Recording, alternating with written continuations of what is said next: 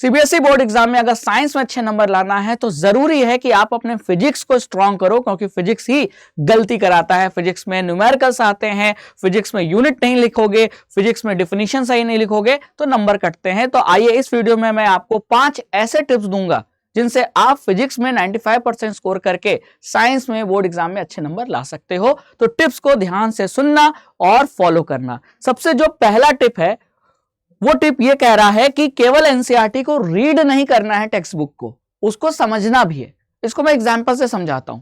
ये मैंने एनसीईआरटी से ही फोटो निकाली है।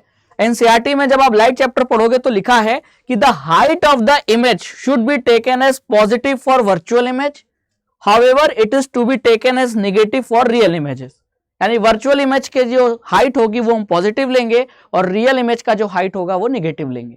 अब आपने पढ़ तो लिया, लेकिन आपको समझा क्या? आपको ये लाइन समझ में आई कि आपने इसके पीछे का रीजन कोशिश की जानने की? यही चीज मैं कह रहा हूं कि लाइन को केवल रीड आउट करने से नहीं होगा, रटने से नहीं होगा। ये फिजिक्स है, इसको समझना पड़ेगा। तो आप लाइट चैप्टर में साइन कन्वेंशन पढ़ते हो। अब साइन कन्वेंशन में ध्यान से देखो क्या है। यही कहा है कि प्रिंसिपल एक्सिस के ऊपर जो भी हाइट लेंगे वो क्या लेंगे? पॉजिटिव।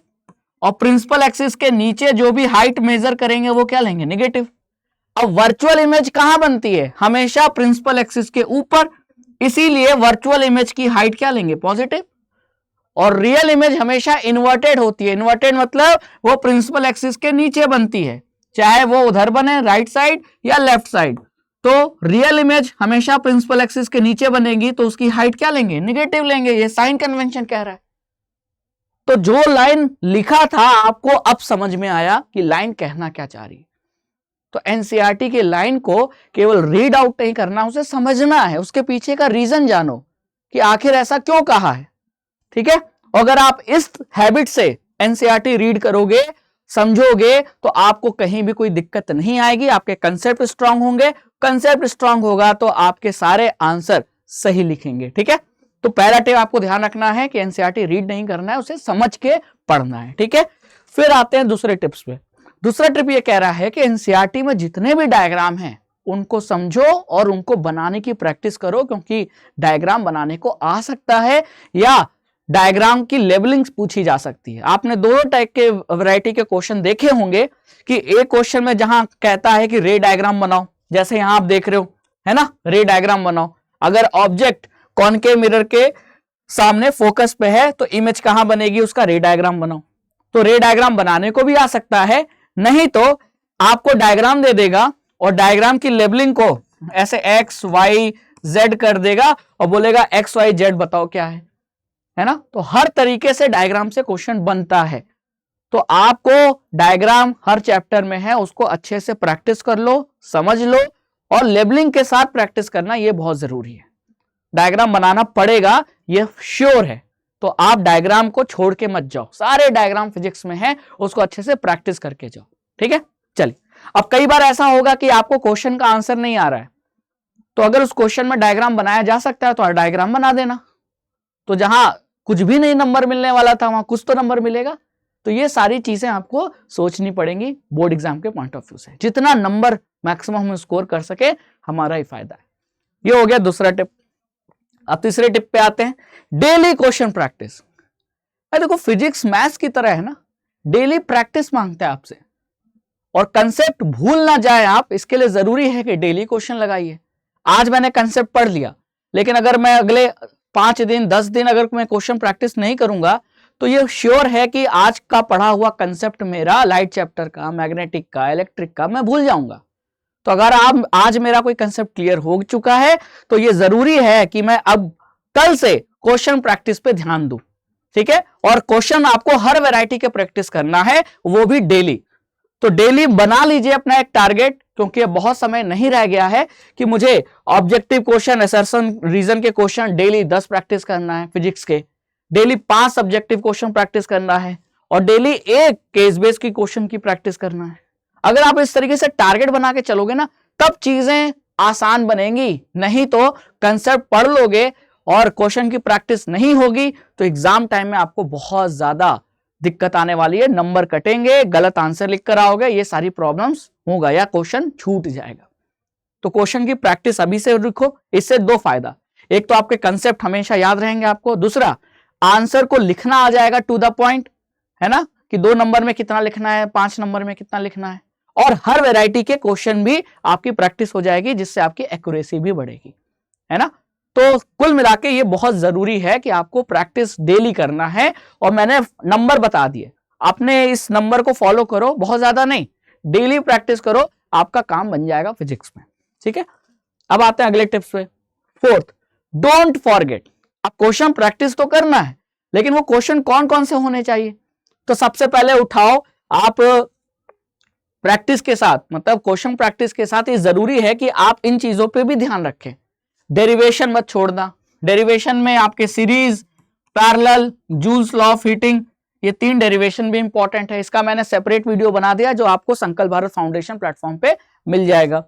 फॉर्मूला ध्यान रखना है भाई, आप कंसेप्ट पढ़ रहे हो, जब आप क्वेश्चन सॉल्व करोगे तो क्वेश्चन में न्यूमेरिकल भी आएगा, और न्यूमेरिकल में अप्लाई करना होगा फॉर्मूला। कौन सा फॉर्मूला अप्लाई करना है, उसको फॉर्मूला याद होना चाहिए। फिर फॉर्मूला में यूनिट का भी ध्यान रखो। कई बार होता है कि आपने करंट की वैल्यू तो निकाली, लेकिन उसकी यूनिट एम्पियर नहीं लिखी, रेजिस्टेंस का वैल्यू तो निकाल लिया, लेकिन उसकी यूनिट ओम नहीं लिखा आपने। तो अगर आप बोर्ड एग्जाम में आंसर शीट में यूनिट लिखना भूल जाओगे तो भी एग्जामिनर नंबर काटता है ना। तो यूनिट, फॉर्मूला, डेरिवेशन का ध्यान रखना है। ये हो गया 4th टिप। अब आते हैं 5th टिप पे, जो आखिरी है और बहुत काम की है, कि भाई क्वेश्चन तो हम प्रैक्टिस करेंगे सर, लेकिन क्वेश्चन कौन से होने चाहिए? तो सबसे पहले आप एनसीईआरटी एग्जाम्पलर के क्वेश्चन लगाओ, अच्छे लेवल के क्वेश्चन है और आपका कंसेप्ट रिवीजन में बहुत मदद मिलेगी। एनसीईआरटी एग्जाम्पलर के बाद फिर पीवाईक्यू लगाओ, और पीवाईक्यू आपको हमने गदर सीरीज में कवर करा ही दिया है हर चैप्टर का। तो मैंने आपको इलेक्ट्रिसिटी, लाइट, ह्यूमन आई, मैग्नेटिक, चारों चैप्टर का मैंने पीवाईक्यू करा दिया है गदर सीरीज में, तो आप वो गदर सीरीज का प्लेलिस्ट चैनल पे देख सकते हैं।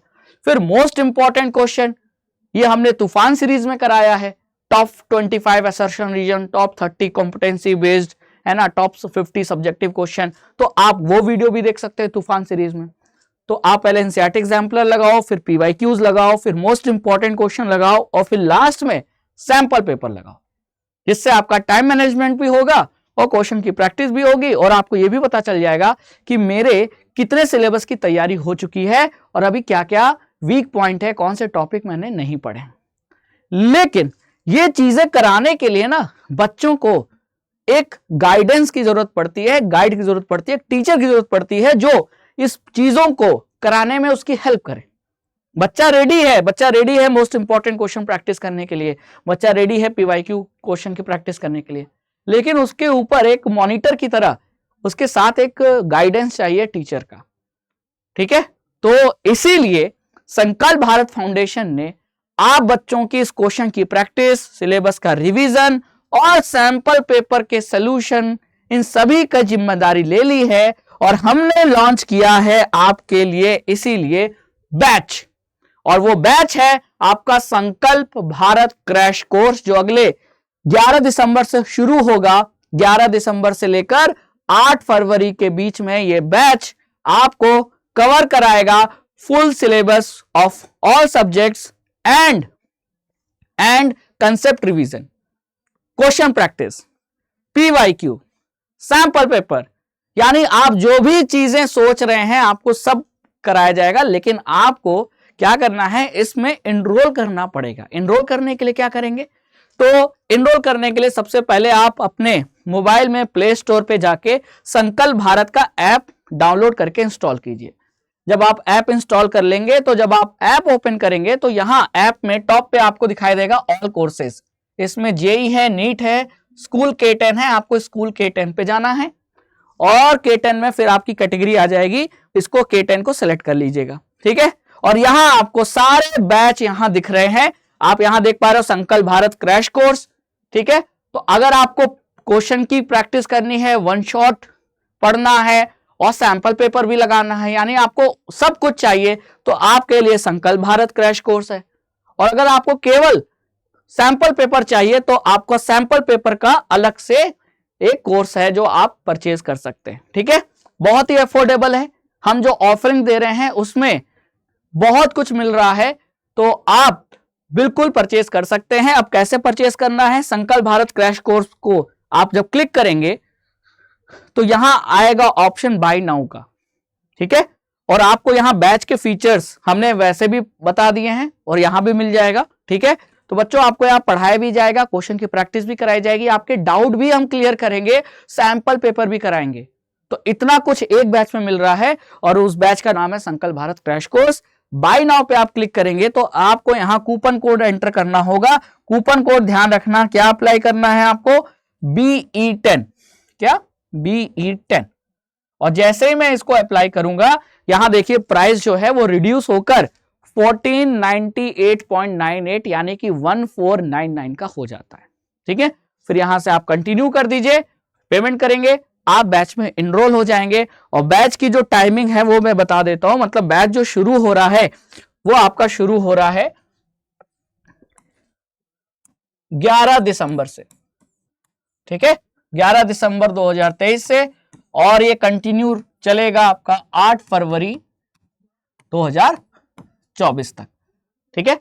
तो इस पूरे ड्यूरेशन में आपको संकल्प भारत क्रैश कोर्स में हम वन शॉट सभी चैप्टर का आपको क्वेश्चन की प्रैक्टिस, PYQ की, डाउट क्लियरेंस, ठीक है, 1-to-1 इंटरेक्शन, पेपर प्रेजेंटेशन और सैंपल पेपर, इतना कुछ हम आपको प्रोवाइड करेंगे।